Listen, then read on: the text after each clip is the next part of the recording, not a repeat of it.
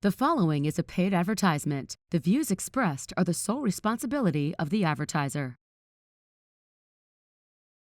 I'm attorney Justin Clark. Coming up just ahead on You Have Real Estate, we interview an NFL player now retired about how he made money back in the day but didn't lose it through investing in real estate. It's just ahead. It's You Have Real Estate. People ask me all the time if I feel guilty for filing bankruptcy for people. No, I do not. I feel guilty not filing bankruptcy for hardworking families who are struggling every month to put food on the table. Call me now. You have power.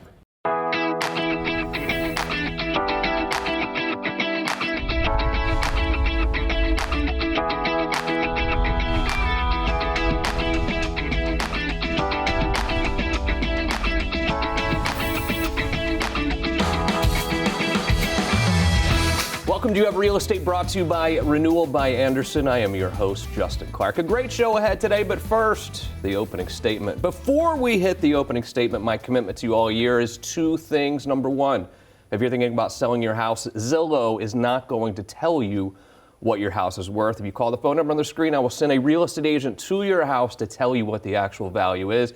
And also, this is the year for you to reset your rate. Interest rates have been very high the last couple of years. They've come down a little bit. Call the phone number on the screen and we'll tell you if you can reduce that mortgage payment. At the end of the day, it's the most expensive payment that you make throughout the month. It's definitely worth checking out. Now, the opening statement.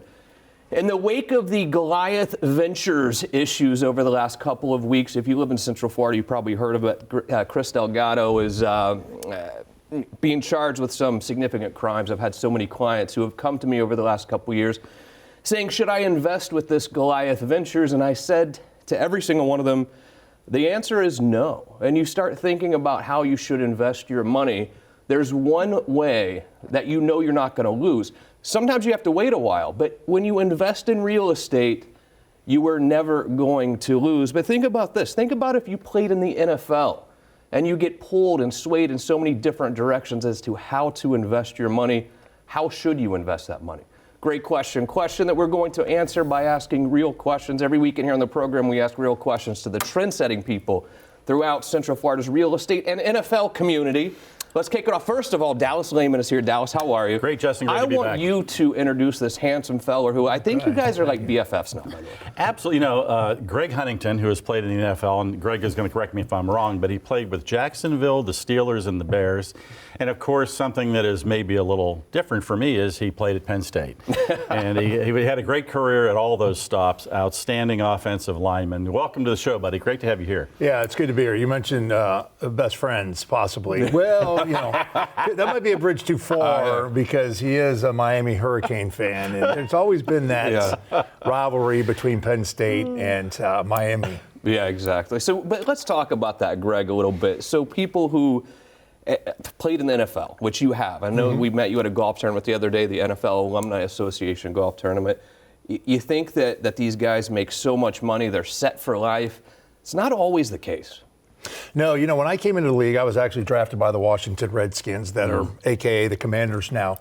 And that was the first year of collective bargaining agreement. And that's when salaries started to become better.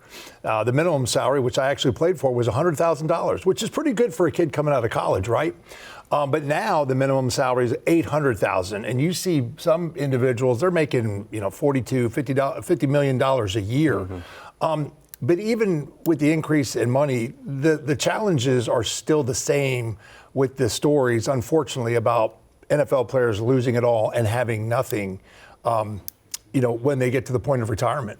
Even regular people watching right now, especially if someone who's maybe done well for themselves, started their own business, they get pulled in so many different directions when it comes to investing their money. I have to think that that's tenfold with NFL players being pulled in so many different directions. What is that like when you first, being a young person, really? You know, with guys that are just getting drafted are 22, 23, 27 now, some of them, but they're getting pulled in so many different directions. What's that like? Yeah, you're right. It's only getting worse because now with the NIL monies that are floating around with college kids, and they're even younger. But to your point, even those that are going into the NFL, you're in your early 20s, and you really don't have a lot of life experience. And so you end up just trusting people that maybe you don't know too well. Yeah. And so, the NFL, and I can't speak to the other professional leagues, but the NFL tries to do rookie symposiums where they try to give the young players, some education about finances and, the way in which you live life. So they're doing it. But at the end of the day, you're still an individual that has, you have to make your own decisions. And, granted, if people have solid parents in their lives, sometimes those parents can be a blessing and a curse. They can be the ones that are helping you navigate those financial pressures or world, or they can be the ones that are actually asking for money. Yeah, like the Nickelodeon parents, I think, back, you hear about that too. True. So back in the day, I was playing basketball in high school, middle school, and thought I could play in the NBA, which was obviously just stupid idea. But back in the day, you might have had a dream as well, and you actually saw that dream come to fruition. What were your dreams growing up? Yeah, it's a great question. As far back as I can remember, probably in third grade when I started playing football, I had two dreams in life. I wanted to play football at Penn State for Coach Paterno, and I wanted to play for the Pittsburgh Steelers. Why, you might ask?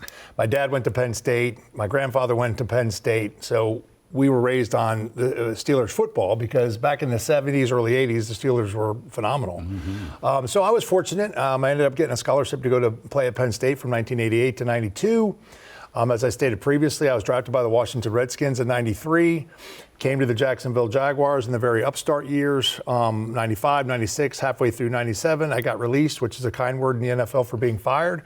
And immediately picked up by the Bears. Finished with the Bears in the 99 season, and then I was a free agent in 2000. Camp had already started. Well, I get a call from the Steelers. And I knew they were probably going to bring me in just to be a camp body because they had lost some guys during training camp, but I'm like, get to wear the uniform. Yeah.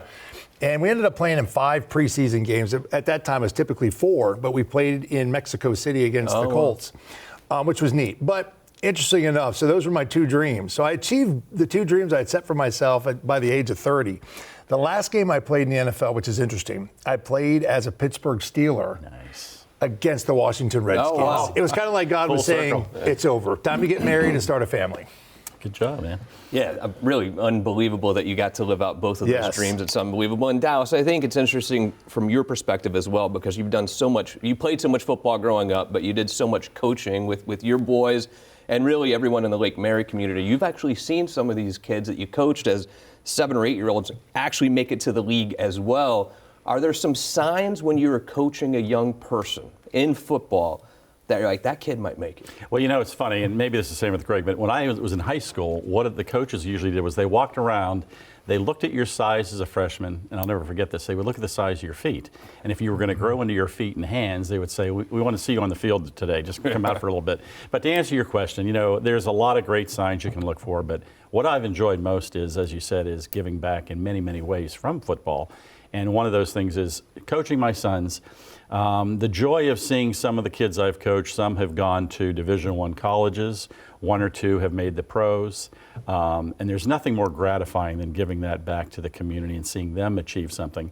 And I think you've heard me say this before, it's kind of funny, you'll walk through this community of Central Florida, and somebody will come running up behind me and tap me on the shoulder and say, hey, Coach, and I turn around, now they're twice the size, or I don't recognize them as quickly. And they say, Coach, do you remember this or that? But, football gives you a great opportunity to give back, and it's a wonderful way to prepare people for life, young men, and really a great experience. Yeah, and you've seen them, you've helped them get mortgages. You've helped some coaches in the NFL, I know, get mortgages. And I want to talk to you a little bit about what you've seen in some of the people who you've been around who have played in the NFL, made some good money, but you've also seen them make good financial decisions post-career. And I'm going to do that after this very quick break. You Have Real Estate continues. If you own a house in Florida, you need to listen up. Your windows could be very bad, and they are affecting your electricity bill, making it skyrocket every single year. It's been cold recently. It's going to be hot again soon. You need to have your windows evaluated. Joined by Dan Brigman, Renewal by Anderson. People don't understand how important their windows really are when it comes to their electricity bill. Yeah, most people don't, and but it has a big impact on your monthly bill. What you've done for this audience has been nothing short of amazing. Everyone reaches out to me and tells me how appreciative they are that Renewal by Anderson came out. you have some deals going on right now. This buy one, get one 40% off thing. I don't think I've heard this before. Yeah, no, I mean, that was kind of rare. So we're throwing some new things out there, and I think that's going to be great. It's going to save you a lot of money.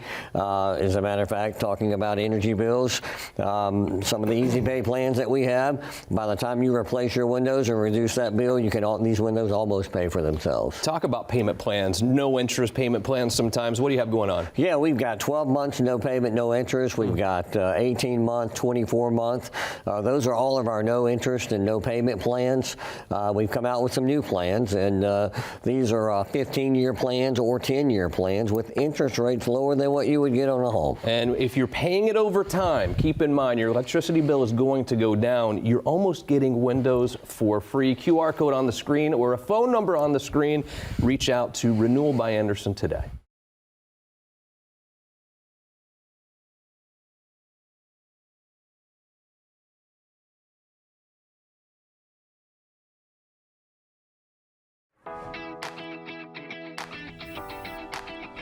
Welcome back to the show. We continue to talk about investing, and real estate is a can't-lose investment for you. Again, don't get me wrong, sometimes it takes a while. If you were around in 2008, you know it took a long time before those investments came back, so I get it. But I want to talk about real estate investing and investing in general on a different scale. Joined by Greg Huntington, former NFL player, got pulled in a lot of different directions as far as investing in money as well.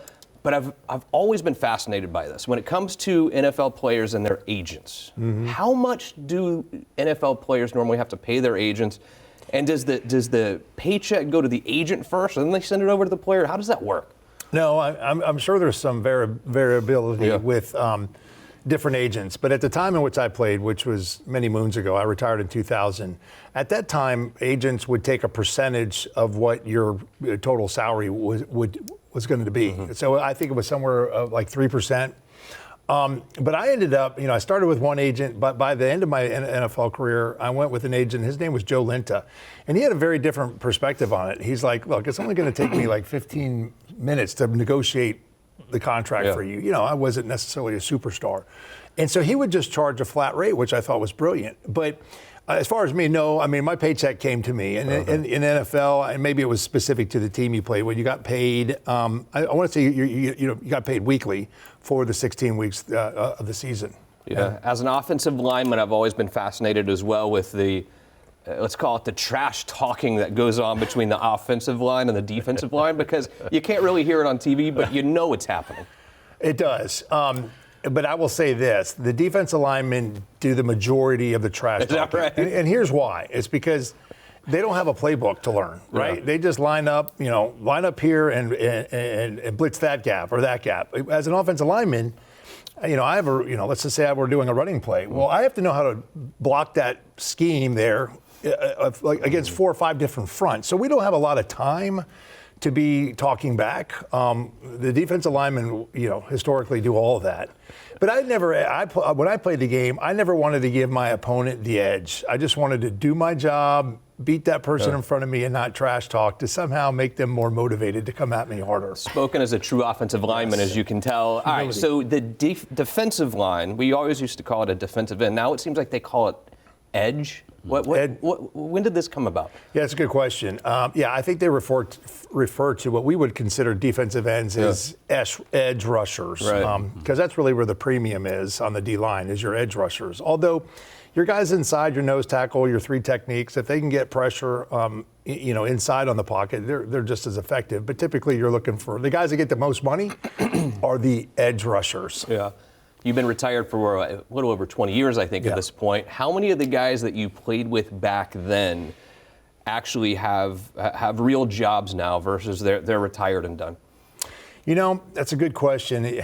You would think I would know the answer to that because I do serve as the NFLPA Former Players Jacksonville chapter president, which is our union, our Players Association, and we have a good roster of guys in our club. The guys that are retiring now, maybe not so much because the money was so much greater. And if they had invested their money, maybe they don't necessarily need to be in a job. But, you had mentioned trash talking. And I have to have a job, and I work for WM, aka Waste Management. So I took the trash talking from football and just applied it now to what I do for a living. Perfect. I think one of the more fascinating stories with you, Dallas, and I won't mention any names, of course, but I've seen some of the former players / coaches that you've worked with on mortgages who have developed quite a real estate portfolio. I mean, you've really seen that investing happen, and you've seen that investment really change their financial futures. So, that's a very good story. I won't mention his name. Great NFL coach. When he got out of college, he was mentored by somebody and got some great advice about buying his first property. Now, at the time that I started helping him, he was up to, I believe, 13 different rental properties that he owned free and clear. And I said, I'm not going to say his name, I'll just say John to make it up. I said, hey, John, how do you like this? I saw all of his numbers. I helped him do some things. And he said, Dallas, you know what? If the NFL comes up to me tomorrow and says, thanks, we appreciate you, I'm set. I've invested my money. And quite honestly, there is no better investment than real estate. Equity, all of those things that can work for you. So, yes, some of the NFL gentlemen that I know, some of the people I know, they've made smart decisions. There's some that have had some rough times. That's just part of life. But, to look at it a little further, if you have a good family, if you have a good religion, if you have a good coach, these are all of the things some of your players, people in your community that can sort of steer you to invest that money. That's always a benefit to help those men. Yeah. How scary is that? I mean, when you're playing and you just don't know if you're going to have a job next year, how scary is that for an NFL player? Yeah, I mean, it can be because, NFL contracts for the most part are not guaranteed outside of the signing bonus. Right. So it's interesting. When I was in Jacksonville at one point and then I got released, which I spoke to earlier about, Coughlin let me go on a Friday, which was great. He goes, look, this was a decision I know I needed to make on Monday, but I kept you around so you got paid for this week. Wow. Yeah, he goes, don't clean out your locker. I'm going to try to pick you back up, because they had to bring another guy in. It's a 53-man roster. Yeah. So, and then the Bears assigned me immediately. But you just never know when that time's going to come. And that last paycheck. Yeah. I know. That's tough. Greg Huntington, great to see you, yes. man. Thanks for coming out. I'm glad we connected. We'll do this again for sure. Dallas Lehman, always a pleasure to see you. Great to see you well. too. And again, keep in mind when it comes to investing, you got to be really careful. You need to do your homework. I've seen too many people lose everything by investing with the wrong people. Ponzi schemes are real. Real estate is always a safe bet, though. Quick break. You have real estate continues. So Ryan, not only did you literally change, our yard. I'm spending so much time outside. He is too. I mean, he can't even get off the putting green ever. I've already gotten yelled at. Well, you know what? It could be worse places. That's the other problem, though, Ryan, is I got yelled at for having a bad backyard until you came, and now I'm getting yelled at. And now we can't get him inside. Because I just want to have a golf club. Well, we actually have this amazing way for me to come get to you and find you out on the putting green. So pavers, talk to me about the pavers, because when we originally met, I was like, Ryan, I want some cement, I want some whatever it is. I really want that in there to just kind of like change it up so it's not just turf. Yep. Yeah. So the travertine in this case with turf strips is a very good option for something like that. It's a very elegant look as well. Yeah. We can do pavers or travertine in this scenario like this, to where you have the strips. And it just creates a nice little pathway. It really just elevates the area, and it looks classy, it's rich. And then we talked about my little dead area over there that we're still working on. I'm gonna put some mulch back there, but you did these bricks, why?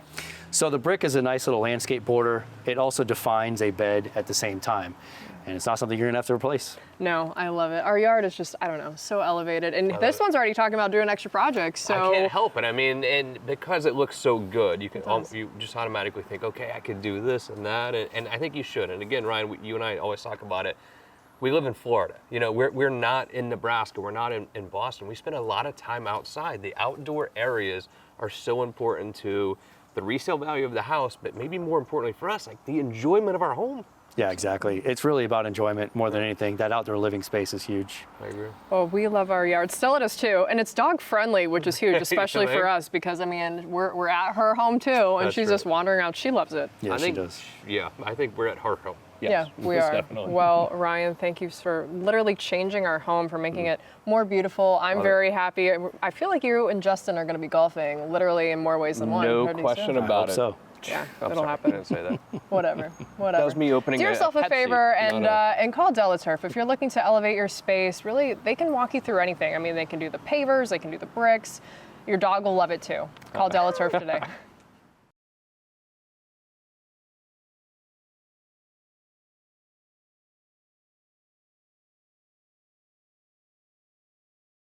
Welcome back. Well, she didn't play in the NFL, but she is the NFL equivalent in the real estate world. Elisha Lopez joins me, and we're talking about investing. And I'm just really saddened because a lot of my clients have lost a lot of money in the last few months for this Ponzi scheme. I told them not to do it, but when you think about investing in real estate, and you and I were around in 2008, 9, 10, we saw that. We saw the epic collapse of the real estate market. However, historically, if you look at investing in real estate, it's almost can't lose. It just depends on how long you have to wait. Do you agree with that or no? Absolutely, yes. It's how long you can hold it. And also, like, the timing piece is not necessarily the length of holding it, but knowing when it's time to sell it. What do you tell someone, because there are plenty of people out there who have gone from renting an apartment for many years and finally buying their first house, and now they want to invest in real estate. How would you tell someone to get started as a real estate investor?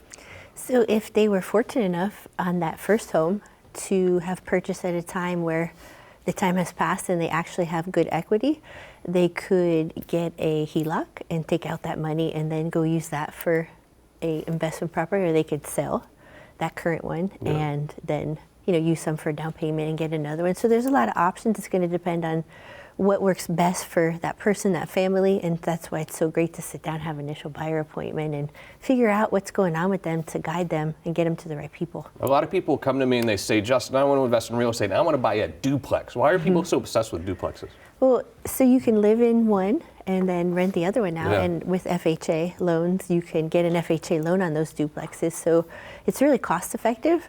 It's just hard. Like, everybody wants to do the same thing now, so it's hard to find a good deal because the price point on them are kind of at their peak. Right. When someone is looking to invest in real estate, it seems to me they can either buy a single family home, condo, or a townhouse. Do you have any advice for which way they should go for their first investment property? It's really going to depend on the area, pricing, because you have insurance, you've got taxes, you've got the homeowners association. Like in Ocala, there's a certain neighborhood where they have some condos, they have townhouses, and they have homes. But the cool part of the condos and the townhouses is that the HOA includes the insurance. That can make a big difference. It does. It makes a huge difference. Like, garbage is included, cable is included, so you pay those costs out normally anyway if you bought a single family home, so they're included. So if you have a single person or maybe a single mom, something like that, that you don't want to have to deal with the outside, that would make a lot of sense. But again, it's going to be based on that person's current situation. And then again, you think about the elephant in the room is, okay, I'm going to invest in real estate. Am I going to flip it or am I going to rent it for the next few years? What do you tell people when they're making that decision?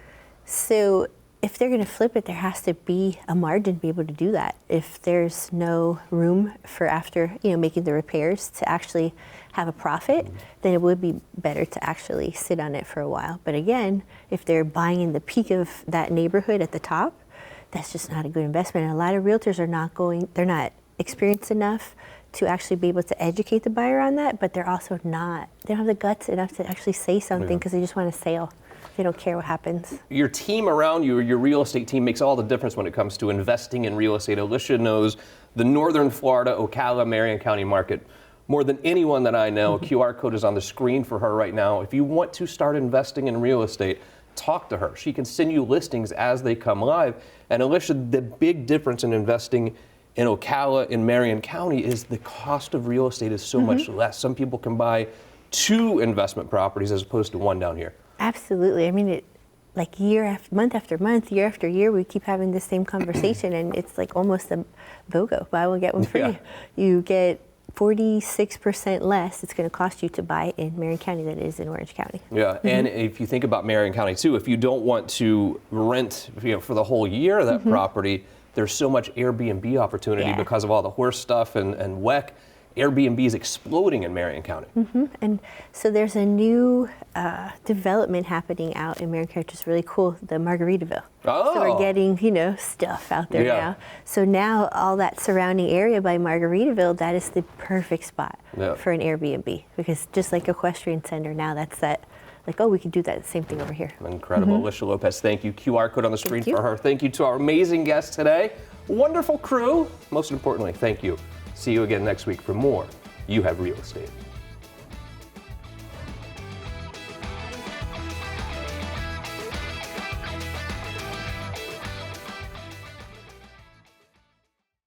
The proceeding was a paid advertisement. The views expressed were the sole responsibility of the advertiser.